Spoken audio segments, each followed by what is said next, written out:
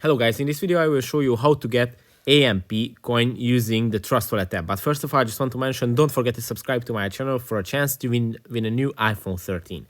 So let's jump into it. First, open your Trust Wallet app, then go to the wallet section, and at the wallet section on the top of the screen you see this receive and buy buttons. You can either buy AMP coin or receive it. Then tap on the one that you are interested in, and in the search bar just type in AMP and you will find the AMP coin, and when you tap on it, it's going to generate you your QR code, and you can receive AMP to your Trust Wallet using this, scanning this QR code. You can even copy your address and send it to anyone, and they can send you AMP this way. You can even tap on set amount, and here you can type in a set amount of AMP, and this way it's going to generate you a new QR code, and with this new QR code you can receive this specific amount of AMP. And obviously the share button, you can share your QR code and receive AMP that way. That's it for this video. Don't forget to subscribe for the iPhone 13 and see you in the next one. Bye.